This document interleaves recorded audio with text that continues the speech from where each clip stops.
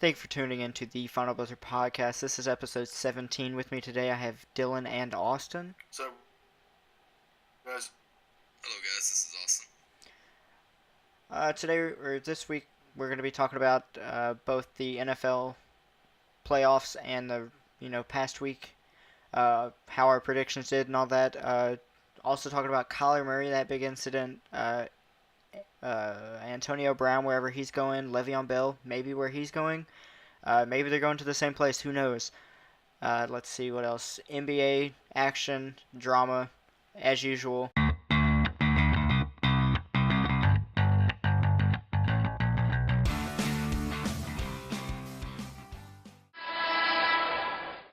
guys. We had quite the divisional round here with the Colts, Chiefs. My Colts kind of disappointed a little bit, but what can you expect? The Chiefs are just an absolute powerhouse. Kind of. The most. Kind of disappointed. It was very 13-31 disappointed. was definitely more than what I would have thought. Nothing kind of about it. I was actually very surprised. Especially the same two disappointing games, honestly, with the Chargers-Patriots, too. The Chargers just did not have it against the Patriots as well. Well, this might be the reason people haven't been talking about them. I mean, I don't think anybody really figured they'd be that big of a threat, and then you throw them up against the Patriots, and that's not really a recipe for success. If I'm trying to find. For sure. And I mean, it didn't help with their running back troubles. Melvin Gordon couldn't get, he couldn't get that offense running. And, Austin said it last week. In today's NFL, you pass to run, or you run to pass, and then you pass to run. And they obviously couldn't get the ground game going, against a Patriots team that I guess just felt like open a can of whoop ass. This is what the Patriots team kind of does right. Yeah, they're always a playoff team. Like, absolutely. And realistically, if you look back at over the past few Super Bowls, granted they have made it to quite a few Super Bowls. I think they've made it to like 3 of the last 5 or whatever. Yeah. They've won 2 in the last 5 or 6 years. They are not as big of a powerhouse as you may think, but Bill Belichick ensures that they're always in that picture. Bill Belichick is one of the best coaches that we will probably ever see. We live in a great time to see such a great coach. He absolutely knows how to pick apart defenses, and that's what Tom Brady is, a very good quarterback. But he's getting put into a great system. The very best for sure, yeah. Exactly. And that's why Belichick coaches are so treasured right now, hoping that they can somehow get a piece of that magic, when realistically it's just a Belichick mind, an old-fashioned frame of mind that we're going to beat you at your own game. All of them except for Matt Patricia. Exactly. Like I said, you see where Matt Patricia is right now. He's sitting at home while Yeah. Belichick's playing into February, probably. For sure. So that's definitely big news. Yeah. Let's go into next week, I guess. I mean, it's already getting to that point where it's just like, oh, there's only 2 games left. Let's see. It's the Patriots and Chiefs, Rams and Saints. What are you looking for, and who do you have? For this Patriots-Chiefs game, you really have to consider this is the first time the Patriots have been on the road since like 2013 when they played the Jets, when they had Mark Sanchez, I believe. This has been a long time coming. We'll have to see how Patriots play in Arrowhead Stadium. It's supposed to be a lot of snow, but both teams will be rather comfortable. Definitely going to affect the pass game. I don't think the Patriots will have trouble with that. The Chiefs, on the other hand, have a great second running back that replaces Kareem Hunt. I think that they definitely have a shot. I think this is a coin toss. I think this is going to be close, if not closer than that Eagles-Saints game we saw last week. They also have, a ginormous crowd that's going to be there for sure. Absolutely. I will probably, if we're going to go into my pick a little bit, we'll talk a little bit more about it as well. Yeah. I'm going to go with the Patriots just for the pure fact that I saw how well Bill Belichick was able to pick apart the Chargers. Yeah, for sure. Go ahead. Well, see, I have the Patriots as well, and it's kind of like, you have a good point with them, taking apart the Chargers. But even so, I think something that's a little undervalued is the fact that they played the Chiefs, so I'm not mistaken, and they won that game. I mean, to me, it's in the back of their heads. We've already beaten this team. Mm-hmm. We can come in here and beat this team. We're the Patriots. We have Tom Brady. We have the best coach out here, and we've already beaten this team when they have. So I just think that confidence is going to come in, and it's going to be so powerful that I think the Patriots. Oh yeah, for sure. I agree with you. I mean, I've said it already. The Patriots are a playoff team. They always have been. They probably always will be under the rule of Bill Belichick. Like, they're gonna be that team that when people start to doubt them, that's when they're gonna show them just like, hey, you're forgetting who we are. We have Yes, Tom Brady at quarterback, like, and he's 40 years old. but we but talked about it like week 2 or week 3 of the podcast. There's a couple guys that you don't forget about. You don't yeah, for sure. underestimate, and that is Bill Belichick with Tom Brady and Aaron Rodgers. Yeah, Obviously, Mike McCarthy kind of had a little bit of struggles, and you kind of got him taken out of the situation right now. for sure. But this will definitely be a close game, and I could definitely see the Patriots winning another divisional title. Yeah, yeah, for sure. I don't want to go with the Chiefs because we've seen that offensives, uh, just because you have a great offense, you can win the regular season, but you don't always make it to, the big one when you just have an amazing offense. This Chiefs defense is just terrible. Like, and I mean, we've said it time and time again. Like, but you know, I saw a quote and it was like, "Oh, when you have no defense, just double the offense." And I guess that's what, the Chiefs are doing in order to win this many games. I mean, you got to do what you got. If that's the only option you have, then they're going to try to go out there and drop, 7 because that's all they can Yeah. do. But Yeah. I think you got a good point. That's not, to me, how you win a play, especially one as important as this, and Yeah. definitely not how you would win the Super Bowl. Mhm. Yeah. And I think the Patriots, or even the Chiefs, the game plan right now, I feel like they're going to go into a game plan of they're going to wait for Tom Brady to screw up, like they did in Week 6, where the score was 40-43 favoring New England. They're going to wait for Tom Brady to screw up. I don't think the Chiefs defense can play that way. Even while playing Andrew Luck, he had 0 interceptions. They've got hardly any pressure. Granted, he has a very good offensive line. The Patriots have just as well, if not better, of an offensive line, and he still threw for 200 yards. Granted, the run defense was a little bit better, only allowing less than 100 yards between 3 different backs. I do believe that the defense is better than we give them hope to be, but if the Chiefs are hoping to do anything, they're going to need more production out of T.Y. Hilton. Or I'm sorry, excuse me. Wrong Not team. T.Y. Hilton, he's on the Chiefs. Colts. All their receivers and things Oh, like my God. He's on the Colt. I know.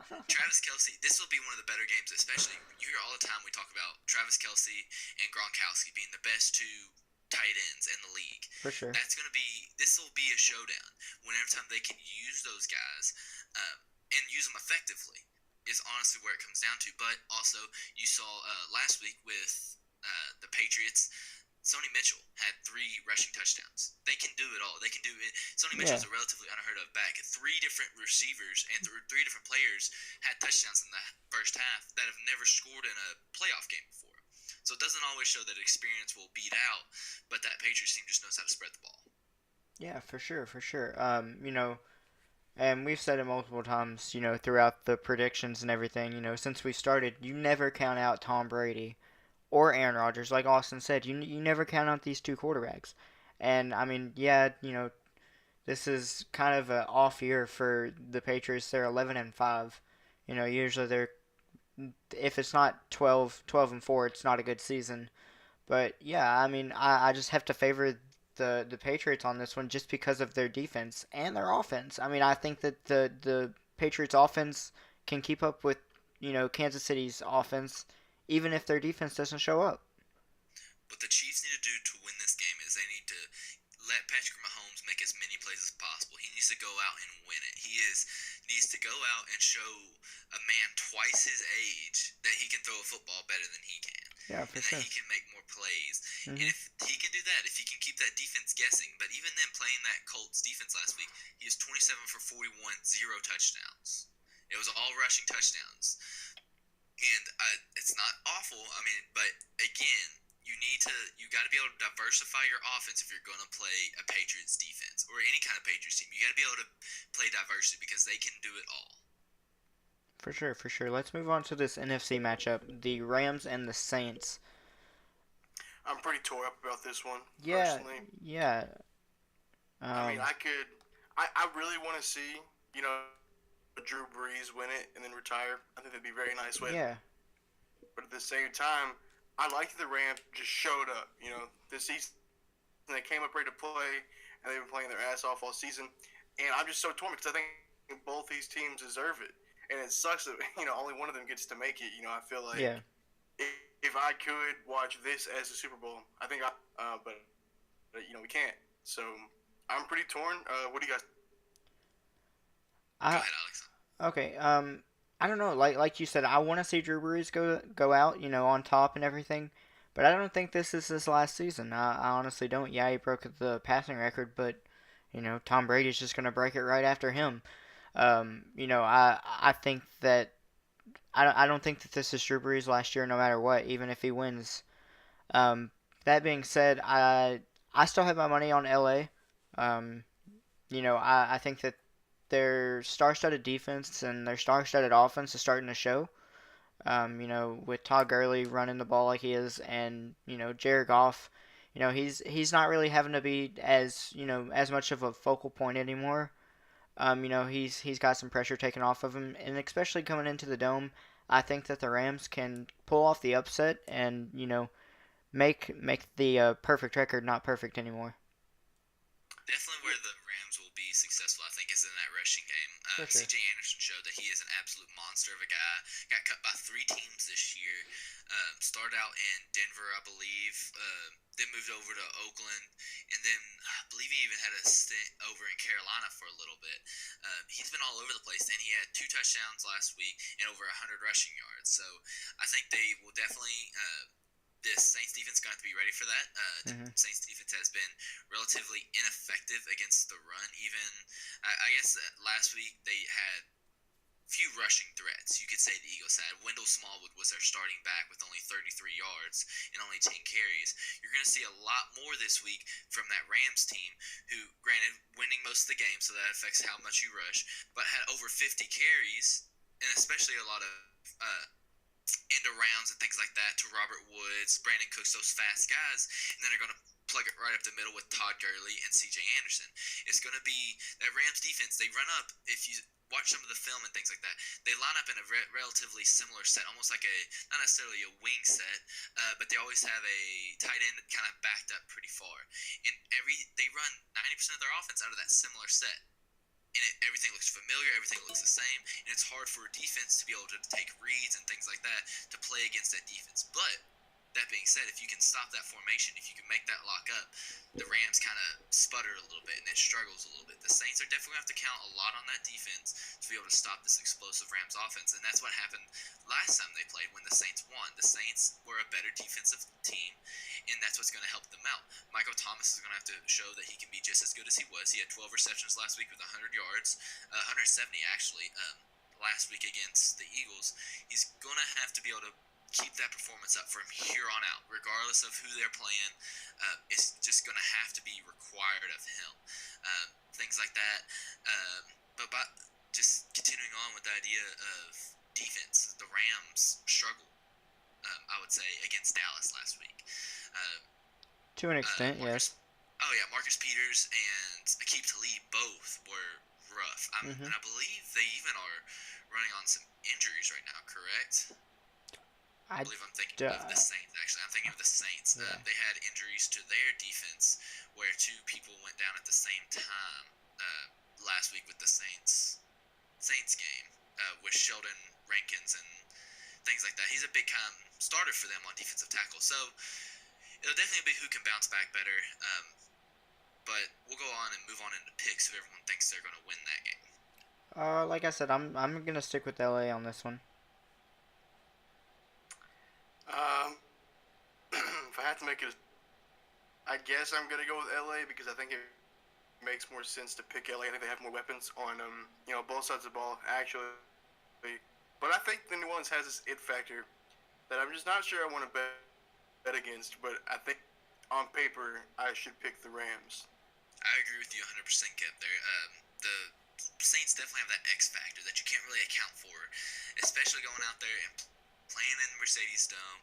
I think they said yesterday they actually recorded some of volumes. They broke Seattle's record for highest volume on a field or something along those lines. I think the Saints are going to come out and ready to play.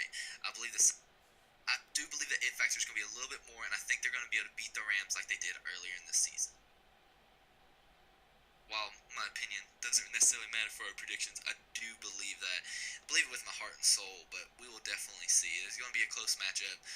And it's going to be a great one, honestly. I wish this was the primetime game rather than the Patriots-Chiefs, but regardless, I hope the Chiefs win as well. I think it would be great to see either one of the Rams or the Saints play the Chiefs.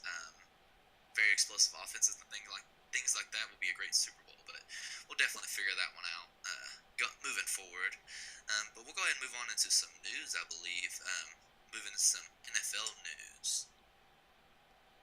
Do you guys? Hold on. I want to have something I would like to talk about real quick. Just, I know we've said it multiple times on this podcast that we are all, Kentucky fans. We just grew up that way. And at least in our opinion, I believe that we think Josh Allen is a top 3 pick. Yeah, top 3? Yeah, I'm bold enough to say that I think Josh Allen should be a top 3. He was SEC Defensive Player of the Year. I think he's a first-round talent. Oh yeah, for sure. Okay, No, there's no joke about that. Like, obviously he's going to be a first-round talent, but just to put some perspective, Roquan Smith, the linebacker, he played at Georgia. He's a linebacker for the Bears now. He won SEC Player of the Year, and I believe he went 10th last year. Let me check real quick. Shoot. I mean, I could definitely see it. I think he went 8th. So yeah, it's always around the 10th area. There hasn't been usually SEC Players of the Year or defensive players go in the top 10 for sure. I can see him top 10, definitely. I think honestly the 49ers should be a good spot, and that would put him at the 2 spot. I could see it, but I don't know if I put money on that. Well, see, I brought it up because I think at the very least he's a top 5 pick, but I saw today that people haven't projected 10th, and I thought that was. I know that LSU's linebacker, White, he's projected, and I'm not so sure that there should be that big of a gap between and Josh Allen. Would you say he was projected? I'm sorry, you cut out just. White is projected like second or third.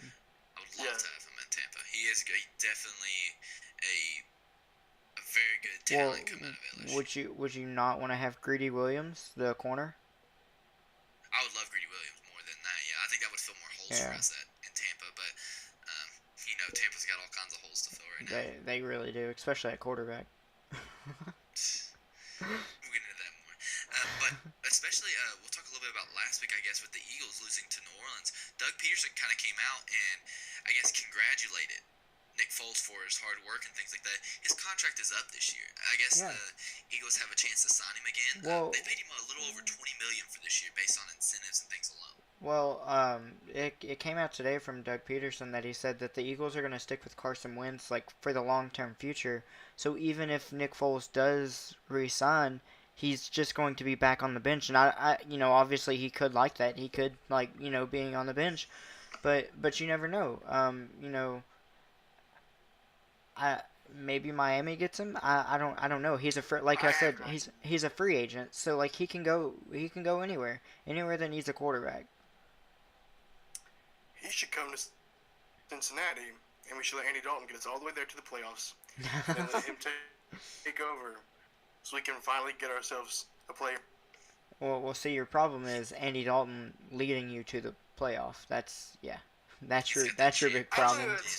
I don't think that's so hard to fathom, given the fact that potentially this year, if we hire Zach Taylor out of LA, who's a quarterback coach for Jared Goff, we hire him, we get the offense rolling, we get a healthy season from AJ Green, AFC rushing leader, and then we got Tyler Boyd in 1,000 yards this year out of nowhere, and then maybe we get some kind of competent tight end who's not hurt everything, and then maybe if we get some defensive talent in the draft, then who knows? Who knows what the ceiling is for the Cincinnati Bengals? You got a lot of question marks there, though. You definitely do. But I think Nick Foles is one of those guys. I think he might shoot for a for a starting position, I don't think he will. A I few don't years either. ago, he was encouraged. He almost stepped away from the league. I mean, before that Super Bowl run and everything, he nearly stepped away from the league.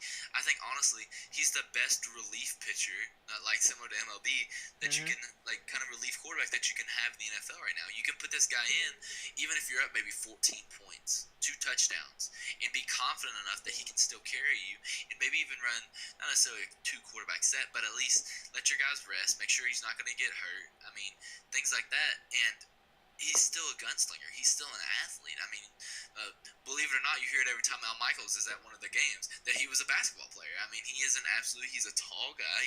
And I think he can be successful nearly anywhere he goes. I don't know. There are some teams that would take him as a starting quarterback, but I don't think that's what would best suit him.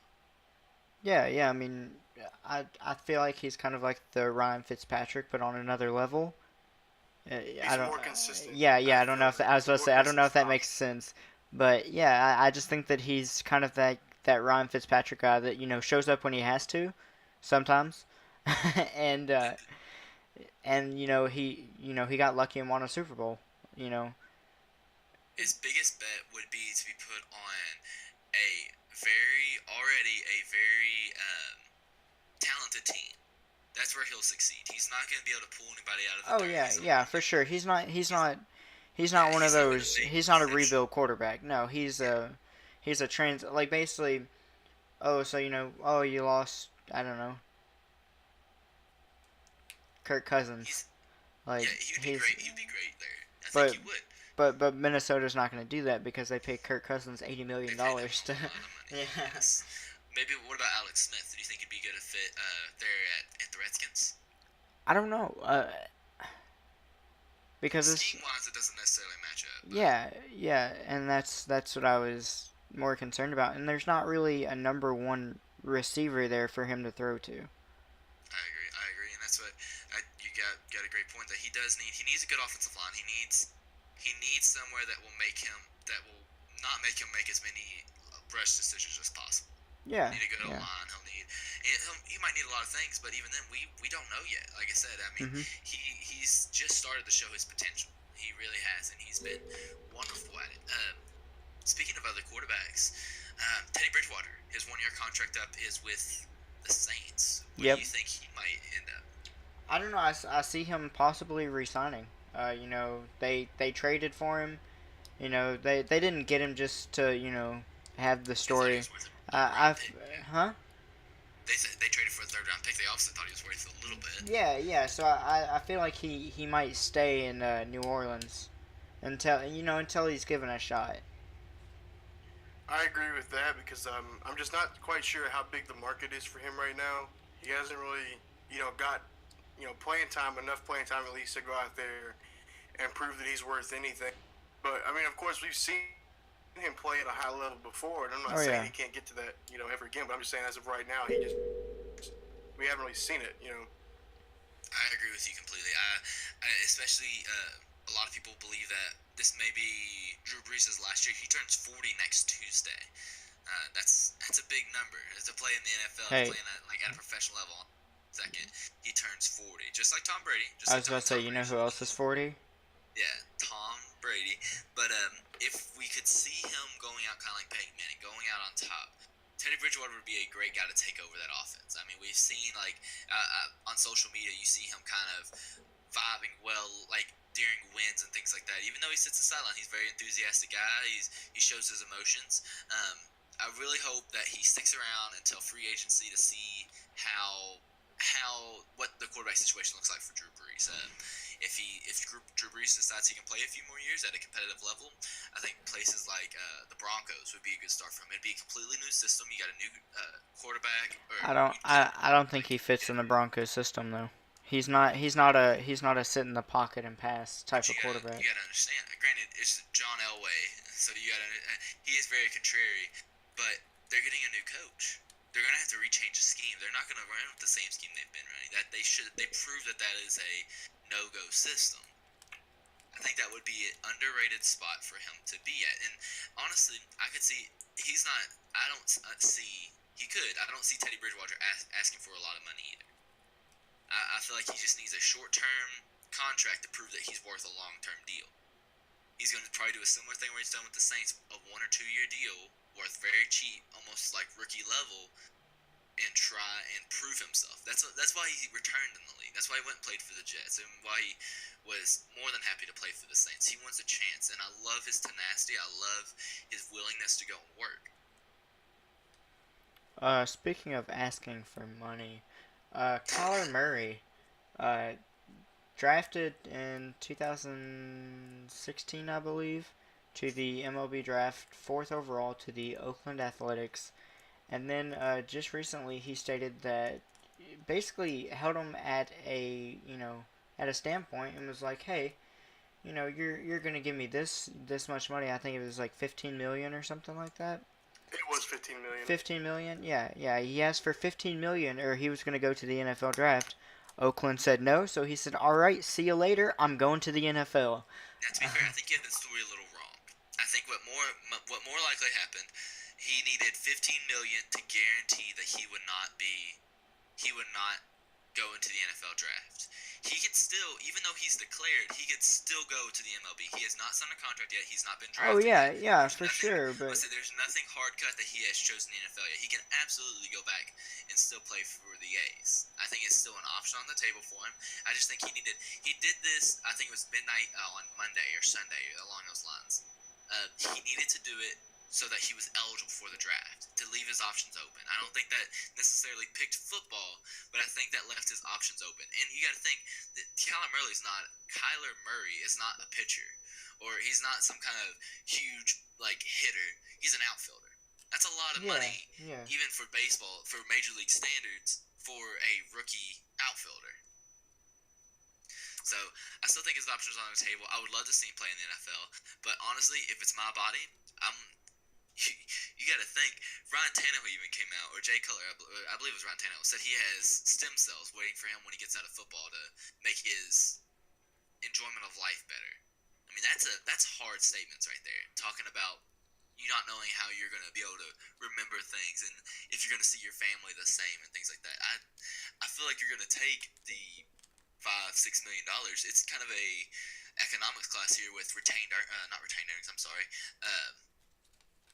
Excuse me there, sorry. Demands. The more you receive on that point, the less it means. I mean, what's the difference between $6 million and $5 million? Not a whole lot with what you can buy anyways, when you're talking about millions of dollars. Well, I guarantee if I had the difference in 6 million and 5 million, I would buy a lot more with 6 million. Well, you know what I mean. I would be happier with $6 million than 5 million. I understand where you're coming from with that logic that 5 to 6 million, really it's not a whole lot when you're speaking. But here's the thing: I've seen multiple reports that say people around him, people close to him, say that he likes baseball, but he loves, and football is where his heart's at. So I think he probably is entertaining the idea of going to play baseball, but I think he wants to go out there and he wants to play football. And I don't think I would be thoroughly shocked was the MLB over the NFL. Maybe we have another modern day Bo Jackson. Is it even possible? He said that Russell Wilson's playing for the Yankees. Not necessarily the Yankees, but a Yankees team, like how Tebow's doing right now. Oh, so the minors. He's playing in the minors. Yeah, he's playing in the minors. He's playing in the minors right now, Russell Wilson. I mean, it is an option for sure. I mean, I think it's more love interest doing it along months, but even then, if you look at a rookie contract for an NFL quarterback, the bare minimum, I guess, base salary. I apologize. The base salary, again, this is bare minimum, looks at around $2.3 million, and he's asking for 15. So obviously, I guess they'll be paid a lot more. According to ESPN, Baker Mayfield will make approximately $33 million on his rookie contract. But obviously, quarterbacks make a little bit more. His guarantee was around $22 million. So it really is. It's about $5 million that he's more than anything. He's looking for a $5 million decrease to go play baseball, where he'll be a little bit more healthier, I believe. But that's his decision. I guess I'd like to hear a little bit more on what you guys believe on that. Oh, I mean, I just think that wherever he goes, he's just going to be an athlete. Like, it doesn't really matter to me. I mean, I think it just depends on where he goes in the draft. I mean, I don't really know of any teams that would draft him. Honestly, like all the teams that need a quarterback are going. They need them early, but all the mock drafts are saying, nobody wants Kyler Murray in the top 10. And I agree with you. there's not really a bottom 15 team that needs a quarterback unless it's New England, and that's just for Tom Brady's backup. I mean, there's not. I guess if Drew Brees retires, you can set up a backup plan if Teddy Bridgewater doesn't work out. But I mean, other than that, I don't see where he could go. Like, He's the Heisman winning quarterback, though. I feel like there's definitely a spot somewhere. oh Granted, not all yeah, Heisman yeah. I quarterbacks mean, turn out well, but there's definitely a spot. Maybe not first round. I don't know. Defensive depth is pretty deep, and I feel like there's some. Depending on the team, I feel like there's better talent out there. But I still think that he could definitely play a backup role and still make good money sitting on the sideline as well. oh yeah, for sure. If he's still there in the second round and the Bengals have a shot to get him, I would absolutely take him. And I'm not so scared to say that he potentially has a higher ceiling than Andy Dalton. I've witnessed Andy Dalton play for several years now, and I think he's a very safe quarterback. I don't think he's a quarterback that's going to have any wow factor for us besides the one touchdown he caught a few years ago. But I think getting a guy like Kyle Murray behind Andy Dalton could either spark him or be his replacement. Yeah. And if you can snag him in the second round, you can snag a Heisman winner in the second round. I think you have. I agree. I think a second round pick would definitely be worth it for the Bengals. It's just not kind of an idea of if he stays there that long. I don't think he'll be there in the second round. I'm just strictly hypothetically, if it's an option, I would take it. Well, I mean, hope more than anything. Yeah, I mean, he's obviously the number one quarterback in the draft, right? Like, I mean, for me, I can't think of anything. For me, he's mine, and then Will Greer is second. But I mean, like for me, yeah, it's Kyler Murray that's number one. So if any team needs a quarterback, yeah, for sure you get Kyler Murray. Like, it's a no question. Whether or not you pay him the $15 million that he wants, obviously probably not as a rookie. Maybe wait until a little bit and then he proves himself. Then you can pay him $15 million. But yeah, don't. And this is the good thing about this draft class is that it's so defensively loaded that these offensive weapons, like Kyler Murray, are slipping to the lottery. They're slipping to the the middle of the pack, the late picks, and that's the good thing about this draft class is you can easily pick up a offensive weapon for a steal. Absolutely. It's kind of a little strange though to see something like that happen, especially when we're witnessing potentially, the most offense in the NFL that we ever have, to actually be, having an offensive weapon like him slipping this in such an offensive heavy league. Oh yeah, for sure. You're starting to see the counter of that offense, though, where people are starting. That's why the Chargers got beat so bad against the Patriots. The Chargers would play with 5 safeties on the field. They would not. They would play with strong and weak safeties instead of linebackers, and the Patriots ran it. That's why Sonny Mitchell had such a good game. People are starting to draft more defensive-minded players so that they can counter that offensive mindset and being able to bring fresh faces and young guys in and get to the quarterback, because that's the biggest thing right now. An O-line is pretty decent. A quarterback and receivers are pretty decent, but if you can get to the quarterback through the O-line and you can disrupt that ball, it's amazing. I mean, that does great things for your defense. Instead of them getting a 20-yard pass, they're either -4, they're back 4 more yards, and that just kills momentum for everything. A sack just is absolutely a monster shift in momentum, and defenses are starting to realize that. Even any kind of change of momentum, and I think defense brings that more than anything. But we'll go ahead and move on a little bit. If we want to go ahead and move into the NFL, NBA news and things like that over the past week. Well, I would love to, segment over to the NBA. I got a lot of stuff I want to bring up and discuss with you. first, so the Mavericks, they drafted Luka Doncic right in the draft, and he's a 2, a 3, maybe even a 4 if you want to stretch him out. Yeah. What they're finding is that their 2 lottery picks, one from last year and one from this, don't really coexist that well together. And it's not that either one of them are making, life hard than the other one. It's just that you have 2 very, very ball-dominant guards here. And so what you're doing right now is you're risking of Dennis Smith Jr. because he's now averaging like 3 less points a game, 2 less assists, and less rebound. And that's just because Luka's such an overpowering player and just by far the superior option. Dennis is just getting put to the wayside. And now that we see that the Suns are in, and this is a very big deal because the Suns have been needing a point guard for a while now. They have Devin Booker, they have DeAndre, and now they need a point guard. I agree with you 100%. I mean, especially, Luka was absolutely a monster to come into Dallas. And I think that's what, honestly, Dallas is one game, I believe, actually there are a few games, under the 500 mark. And if he can, I think he can carry them to a finals, or into the playoffs. What? I was about to say. I believe he can carry them to the playoffs. They are 18 for 22. They're 3 under 50%. They lost to a LeBron-less Lakers, which is a problem in my mind. But I still believe. They looking at a couple games here. They beat the T-Wolves by 4. Not too much. And they're consistently close in their games. They only lost by 6. Pretty ironic, I guess. Lost by 5 to the Warriors. Granted, a loss is a loss, but they're right there. They are a missing piece away, and I think a trade with the Suns could put them over. And I think they're starting to realize that too. But who do you get rid of on that Suns roster? See, that's what I'm saying. I'm looking at this roster, and if I'm the Mavs, I'm asking myself, more young guys. I want some more draft picks so I can build around Luka. Do I think this roster is competent enough that if I get one more piece, one more who I think he pushes over the edge and make playoffs? And here's what I'm looking at.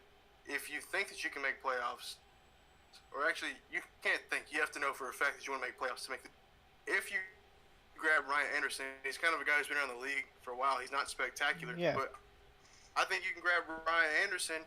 And there's Jamal. I don't know if you guys know much about Jamal Crawford. He's former 6-man, and he's got insane handles. Mm-hmm. And he's an absolute offensive weapon. He can pull up from anywhere on the court and get up. And a guy like that doesn't belong in Phoenix, where somebody who needs to be helping playoff contenders go. So you could absolutely snag that kind of a player, and that's all you. Now, if you want picks, I would demand either Dragan Bender, who was their pick a few years ago, basically got a bust label as, and their pick for next year, or maybe even not their the first round, but some second rounders. Yeah. That's what I would have to. But I think there's 2 different choices, and I think they'd be not stupid to not pursue it, but I think this is definitely something they should look. So I'm looking at this roster. Obviously, Jamal Crawford's the oldest one at 38 years old. Ryan Anderson at 30. And then, you just meet this young core of 25, 20, 24, 23. It's a young team. And this team kind of scares me, honestly, like, in the future. Because you have DeAndre Ayton, who, as of right now, he hasn't really done anything. But, he can... we know that he can do it because he's done it in college. You have Josh Jackson, who last year was a pretty good rookie. Devin Booker's shown that he can be an offensive weapon. And then you have, Michael Bridges and the one from Villanova that the Sixers stupidly traded away. He's like, he's the perfect player. Like, honestly.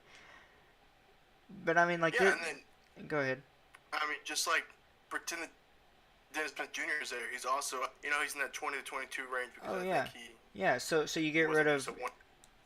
You don't have to start a Kobo anymore, and you can just start, Dennis Smith Jr., who's amazing at dunking the ball.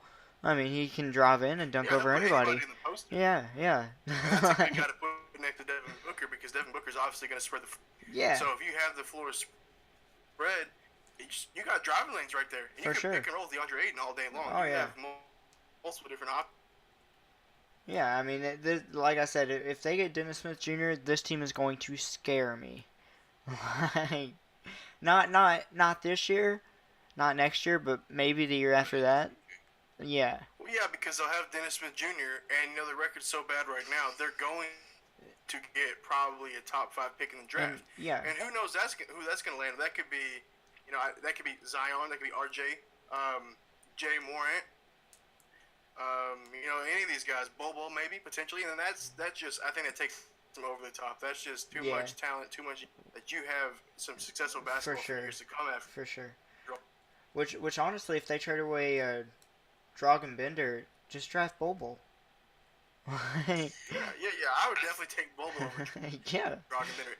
Bobo's been playing for a little time now. I feel like he's not. his draft stock suffers a little bit with that injury that he has. Oh yeah, for sure. But I mean, I feel like that is a steal for a team if they can sit down and talk to him and discuss how he's feeling and things like that. Like, because he might be this injury-prone guy that we see and things like that. I mean, so was Joel Embiid.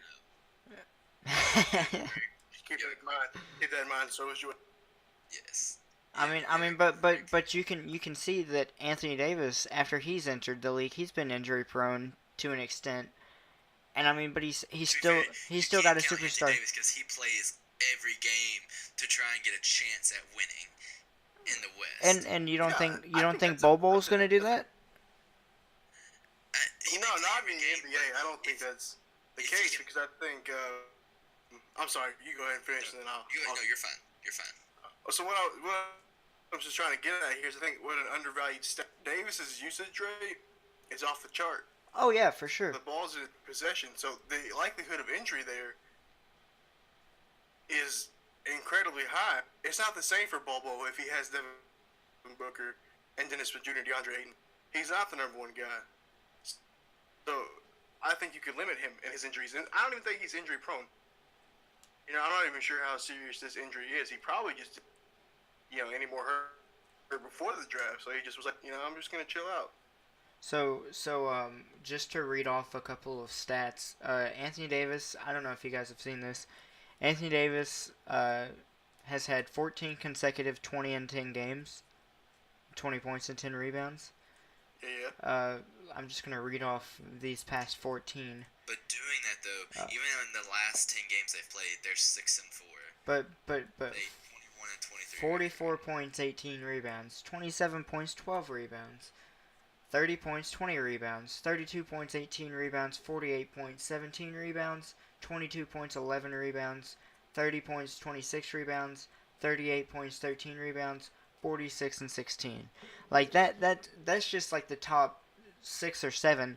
Like that's insane for a player to do that and still be losing. Like they're 9 games behind. Yeah, the Nuggets at this point. I mean, granted, not from the 6th seed, I guess they're only 4.5 games behind. I mean, but even that in the NBA, that's forever. I mean, that's you gotta spend the rest of the season trying to make up those 4 games. Yeah, like I just think and it's incredibly to see Davis in this place. But at the same time, I think if as many times he's gonna say he wants to build something in New Orleans, that he should try to. But they're definitely not doing him any favors in New Orleans. Yeah, for sure they're not. Like, and I mean honestly, it's to the point to where like you even heard the whole LeBron and AD thing, like him saying, oh it's not about now today in the past it would have been about I'm gonna stay loyal to this team and try and make them strap up their bootstraps and we're gonna go win a championship, but not anymore because you can't do that with teams like the Warriors and the Celtics, and I honestly think that if Anthony Davis doesn't either request a trade or get out of this next contract that he has with the Pelicans, he's going to be trapped there for life, and I feel sorry for him because it's a wasted talent, It is a waste of talent. Like, they've had countless opportunities to get people beside him. They've had countless opportunities, and they've failed to do it every single year. To be fair, they put all their chips in DeMarcus Cousins. Oh yeah. I want you tell me who they traded. Do you remember who they traded for DeMarcus Cousins? It was God, who was it? Not Rudy Gay. Gosh dang it, I'm trying to think of his name. All right, I'll give you a few more seconds. Go ahead and say it, but. All right, this dude by the name of Buddy. That's who it is. Yeah, that's who it is. Buddy Hield. Yeah. Sacramento. He is a terrific shooter. Yeah. And he's getting you like 20 points almost. And you see how well he's playing beside De'Aaron Fox. Oh yeah. The Kings. Yeah, for sure.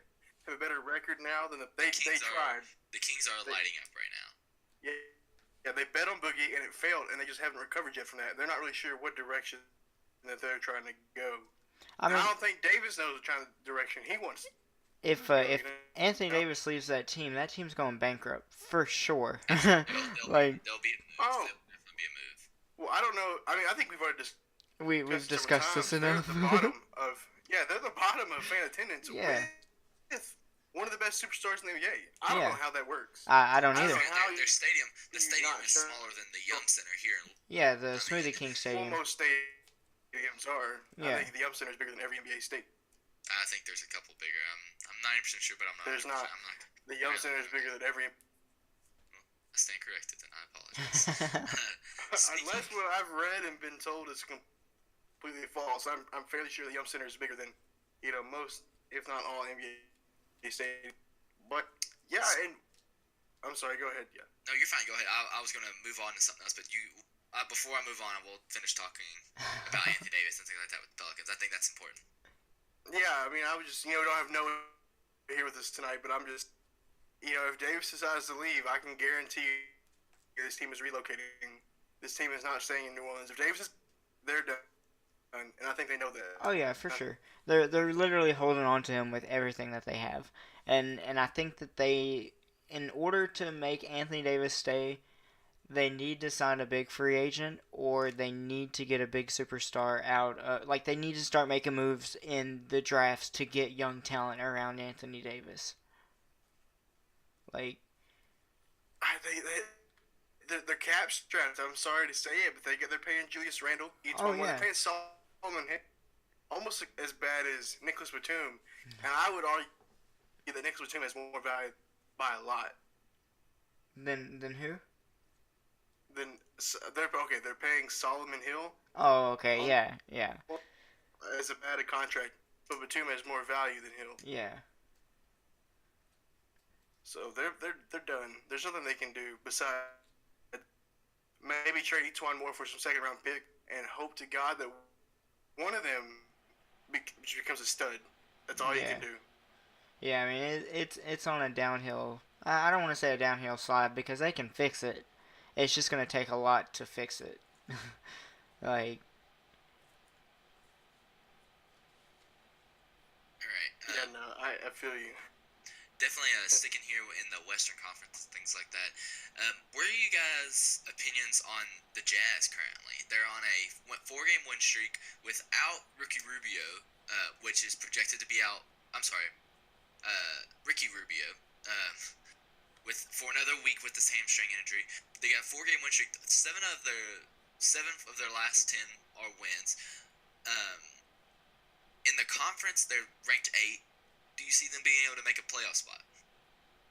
The Jazz? Yes. No. See, here's the thing. They were projected, I think 4th or 5th, coming this season. Yeah. And I think we've already said it plenty of times. I never saw that team being this high. Yeah. And you throw Ricky Rubio out, which if you remember last year, Ricky Rubio got hurt and Donovan took over the point guard roles, and they actually went on to but Donovan Mitchell was not the same player he was last year. He is in a sophomore slump. I'm not saying his career is going to be like this, but a sophomore slump, that's a real thing. His shooting percentage. But people are planning for it now. They're planning for it. Yeah, they know who he is. They know who he is. They know that but he's not that good of a shooter, really. So if you can keep the paint protected, then you really limit what he can do. For sure. Without your main ball and handling Ruby, yeah, you're hurting. And I And you mean, get a great point. And while the Utah Jazz right now are 24 for 21, they're I'm sorry, they're half a 2 for 4 in their division. they're half a game That's half a rough. game above the Lakers and the Kings. And the Lakers, to be fair, the Lakers just now dropped above the Lakers. Yeah. With a LeBronless, and I could see the Kings on a 3-game win streak. We were talking how hot they are right now with De'Aaron Fox and all the trades they acquired. I could see the Kings finishing over the Jazz this year. I think it's an incredible possibility that with the development of Marvin Bagley, it's very dependent on Marvin Bagley. So two teams that are currently in the playoff picture that I see falling out are the Clippers and the Jazz, and I think that they're replaced by the Kings and the Lakers. You see the Trailblazers staying in it currently? Yeah, why not? I mean, I don't see anybody else that can fall to the Kings tonight and that's exactly why I bring up that point. I just think the Trailblazers, while they have, I guess, like talent with Damian Lillard and CJ McCollum, I don't know if necessarily the rest of the team can be able to compete. I mean, Damian Lillard dropped 35 tonight. I mean, an absolute monster. I'm sorry, not tonight. Against the Kings when they played, it still wasn't enough. CJ McCollum only had six boards and 1 assist. I mean, the guards have definitely got to play up, and so do the forwards. Both of them only scoring 13. So my thing with the Trail is that I think they'll probably make the play, but I bet they get swept again. Oh yeah, for sure, for sure. Exactly. Guard play enough to win multiple playoff games. You can't just rely on to get it done. It just doesn't work like that. Small forward, you need a good small forward, and you really, it's undervalued, but you need a good center. Yeah. You need somebody. Absolutely. What about the East? Who do you see that's currently not in it? You know, making it. Geb's Charlotte Hornets. Your Charlotte Hornets are in at 8 right now. Oh yeah, we're hanging on by a thread. 1 game above the Magic. But the good news about that is we are, I believe, a game above the Magic and maybe, 1 or 2 above, the Pistons. But we do have the tiebreakers. I'm sorry. We've only played the Magic once. We've beaten them, but we've beaten the Pistons all 3 times. Mm-hmm. So if the record's the same, the Pistons can never, ever pass. And the Magic, we've won 16 straight on them. So yeah. The only team I see slipping out is the Nets, and I see the Pistons making it, and the Hornets maybe moving up to a 2 seed or 7 seed. 7 seed. My bad. Yeah. So the thing with the Nets, I think they probably will fall out because they're playing such. It's a weird. Oh yeah, they're on a basketball. Some nights D'Angelo Russell some nights he doesn't really play. Yeah, I mean. So it's hard to game plan for him, I feel. The 76ers just lost to him. Last week they lost by 2. I mean, D'Angelo Russell went off on that game, and he went off in the game against the Celtics. It's just a streaky team, but sometimes that streak just runs out, and I just don't see it finishing them like in the top 8. Yeah, I really believe that after the All-Star break, we're gonna see some teams start to pay attention to them a little more. They're really gonna lock in. Yeah. And they're not gonna catch anybody by surprise after the All-Star break. And I'm thinking that after the All-Star break, if Cody Zeller returns healthy, and I think now that Bismack Biyombo solidified himself as a pretty decent, he'll be our backup center, and I bet we'll start winning some games too. Or at least I pray that we do, because it's getting set. I'll probably have a mild hot take here, semi-mild, probably a little bit more hot than you. You're gonna definitely get a little angry at us. I believe the Celtics. I'm not saying falling out, but I feel like they're gonna drop significantly to maybe even a 6, 7, or 8 seed. At the bottom tier. They've lost the last 3, and even then with the other day on Thursday when they played the Heat, the starting 5 played phenomenally. Jason Tatum, Marcus Morris, all of them. The whole starting 5 played great. Al Horford had 2 points in 23 minutes with 4 boards. I think that's ridiculous for a center. But I guess they just don't play to catch boards. But the sideline or the bench players absolutely give the Celtics no help at all. I mean, I feel like if they do make the playoffs, that's going to be where they fall. They'll be able to score 40, 50 points with their starters in, but as soon as that second team goes in, it's going to be an absolute slaughtering based on just the second group of guys coming in and actually being able to score some points. Oh yeah, so for here's sure. my question for you though, about Boston falling down. I'm going to list off some teams and I want you to look me in the face. Well, you can't. And that's exactly what I said. I don't see better. I don't see the Nets being. I do not see a lot of these teams being better than a 3-loss, losing 3 in a row Celtics. I just feel like they might be in a little slump right now.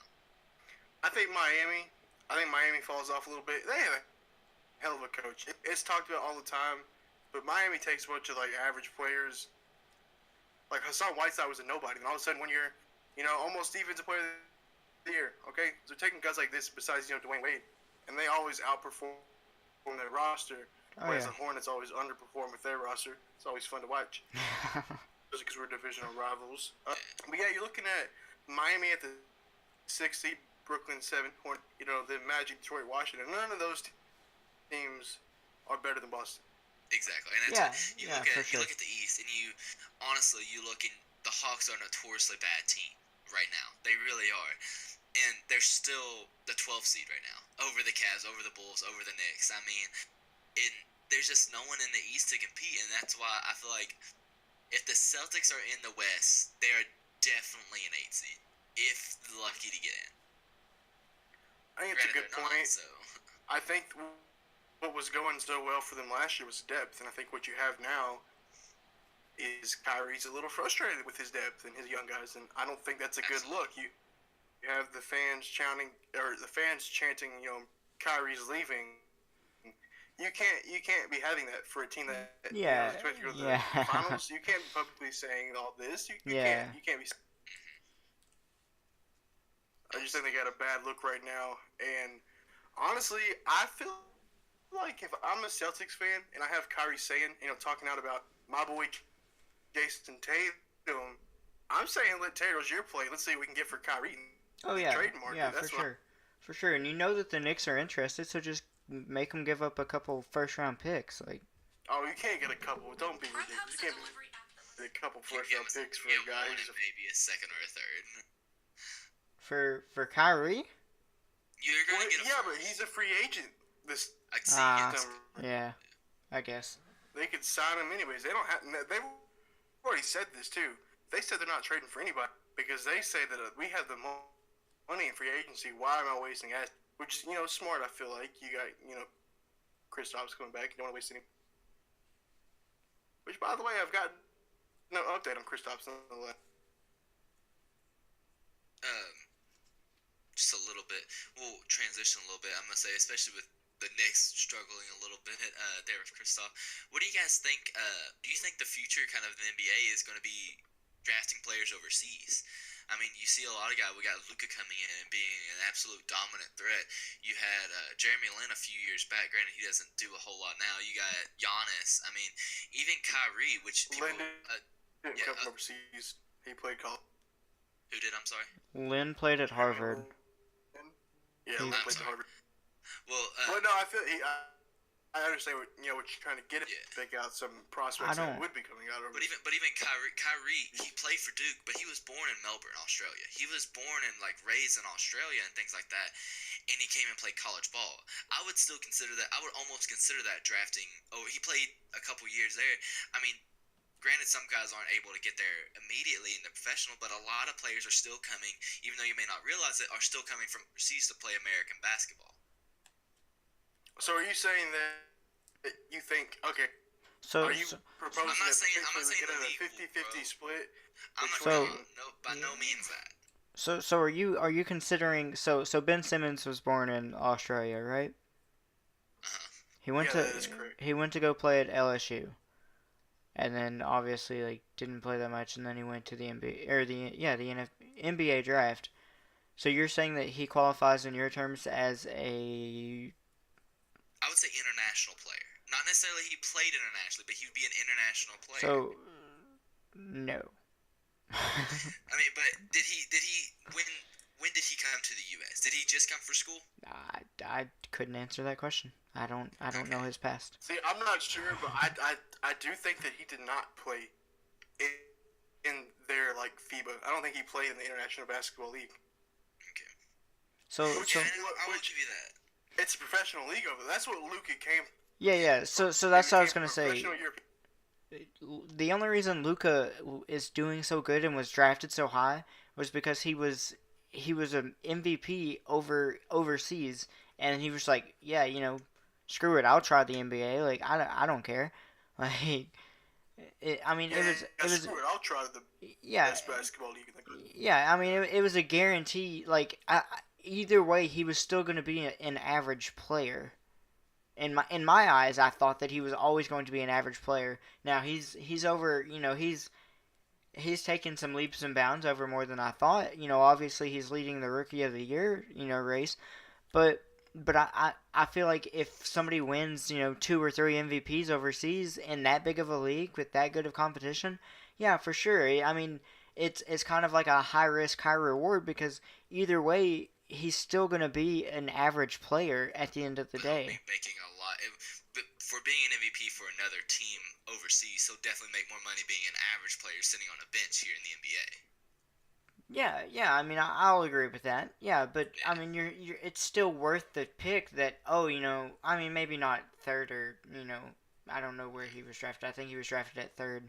Maybe not a third overall pick, but I mean, if he fell to 7 and was a complete bust in the eyes of overseas, didn't ever win Rookie of the Year or anything like that, like just completely just an average player, it's still worth it at a 7th overall pick. Ben Simmons came to the U.S. His sophomore year of high school.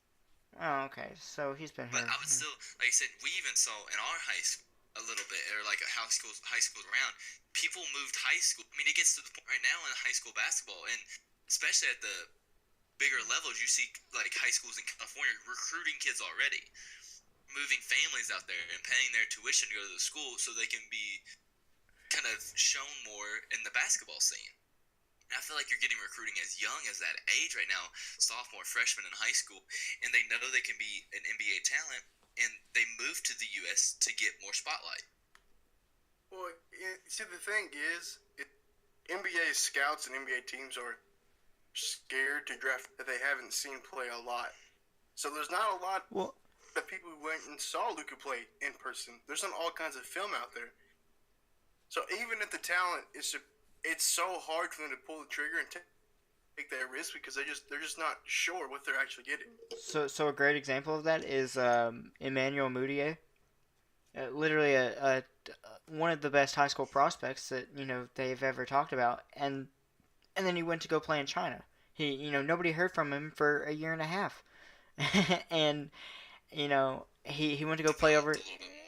Yeah, he went to go play overseas in China, and I don't know. He seemed to just like lost his touch, I guess. Like, yeah, he fell, but I mean, he still hasn't been that that prospect that everybody's been talking about. It's just like, oh, have you seen Emmanuel Mudiay, like, step back jump, like, it's kind of at the point where it's just like a 50-50 shot when you play overseas versus you can make it even if you're an average basketball player in the NCAA, i.e. Julius Randle. I guess you got a great point there, but also you see, I mean, you saw for the 2013 like men's basketball, the Louisville men's basketball. What's his name? Russ Smith. Yeah. Went to play in China and things like that. Well, to be fair, Russ Smith wasn't the star of that team. It was Montrezl Harrell. Yeah, you got a great point as well. But he went in and tried to develop a little bit more in China. I just think that's an additional option for players. And yeah. I mean, it's great that players. Yeah, it's great that players have that many options to be able to play the game that they like, the game that they love. But I mean, like, the main goal for anybody is to play in the NBA. Like, anybody will tell you that. That's the main goal for anybody, is to play with the best competition. Yes, very, very true, very true. I will definitely give you that. But again, too, we see a lot of times, too, a lot of your more star-studded centers and things like that, or even your big men, have played in the league for a while. They know a little bit more, and I feel like that's where some of those guys can benefit a little bit more from being and developing under a good coach somewhere else and learning the trade of basketball more than someone else can. Getting down to like the origins of things. But I'm not saying by any means drafting overseas will be a better alternative. I'm just saying it's becoming more of an option. Oh yeah, yeah. I mean, I'll agree with you with that. Like the game's always revolutionizing. Like, now players are able to go to the G League and and rather than go to college, and then they can go from the G League, make money, and then they can go to the NBA. Like they're making a path for people that aren't trying to go the traditional route, and I mean it's an enjoyable story. Absolutely. Is there anything else you guys want to add on here a little bit with the NFL or NBA or NFL? Y'all want? I think we pretty much touched on everything. Yeah. One thing, I guess, before we sign off here a little bit, I will discuss. We're not going to get anything too left, right, or center, I guess, on the issue, but the Clemson football team went to the White House on Monday, I believe, a week after their national championship win. It was served McDonald's hamburgers. McDonald's, Wendy's, and Burger King. It was all three. Yeah, it wasn't just one. There was pizza. There was pizza as well. Yes. Reggie Bush said it best. It was a disrespectful, I believe. I don't know. Like the players seemed to like it.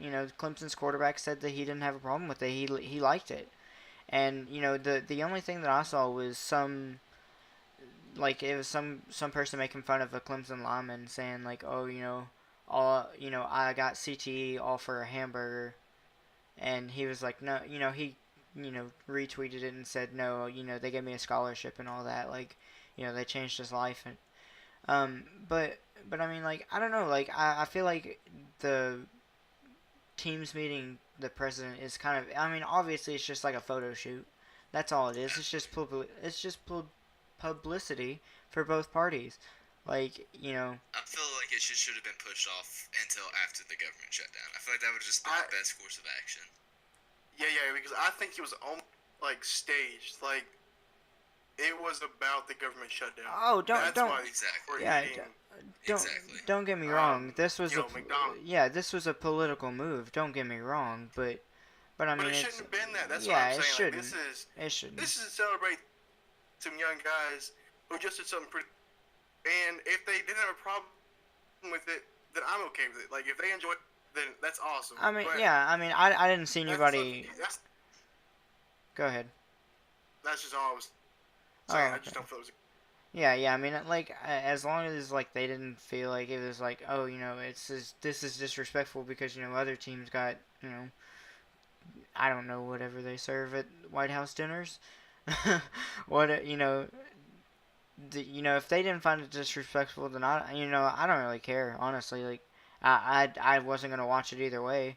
I just saw it on my timeline and I was just like, oh, that's interesting, and then I just scrolled right past it and saw a guy jump off a cruise ship. You didn't watch it and you didn't really necessarily care. That game, the Alabama Clemson game, had the lowest views in the last 50 years. Oh yeah, I mean, the football team. Well, on the national football team championship. I feel like part of it had to be because it's literally the umpteenth time that we've seen this matchup. Like, that and exactly. They've played twice there in a year. They played last year. Yeah. Like, you had a great point there, but also it was a blowout. I mean, yeah, and I mean, like, it's getting that way with. I mean, at least the NFL is somewhat competitive. Like, the Rams come out of nowhere. They weren't there last year. The Saints weren't there last year. They got Minneapolis miracled. The only consistent in the NFL is the Patriots, and the NBA is getting pretty bad. That's why we hate. Yeah. But yeah, like the only consistent thing that's just like college football is literally the NBA. It's literally just who are the Warriors going to beat in the East now that LeBron's not there? Because Lord knows nobody's going to beat the Warriors come playoff time. You probably got a good point there. I just don't want to see it again. Yeah, like, I mean, at least it's not going to be Warriors versus Cavs. At least it's going to be Warriors versus Raptors or Warriors versus Celtics or something. And I think that'll be. I think we could this game go to at least 6. Yeah, that's a step up in the right direction. Yeah. So. Well, there's always next year when Kevin Durant leaves. Hopefully he can. And DeMarcus. Yeah, and DeMarcus Cousins. Hopefully Klay Thompson. Steph Curry retires and. And Draymond just goes to be in the Golden State we actually know. Yeah, Draymond just goes to the Nets or something like that. Thank you for listening to the Final Buzzer podcast today. Again, we just started this new microphone system. If you have any recommendations, any feedback with it, whether or not you like it, whether or not you like the other way better, what we can do to improve it. Obviously, this is the first time that we're doing it. We're very new at setting this whole system up. We were setting it up for about 30 minutes. But yeah, like if you enjoyed it, and if you have any feedback, just let us know. On Facebook, Twitter, whatever. We're gonna try and be more active, try and get more interactive with you guys, the fans. And obviously, tell if you're listening, tell your friends. We would love to let them hear our views on sports and have them debate us like the Sassy Steelers. They can even make fake accounts like the Sassy Steelers. Who knows? But yeah, we enjoy doing this, and obviously if we didn't enjoy it, we wouldn't be doing it. But this is the Final Buzzer podcast.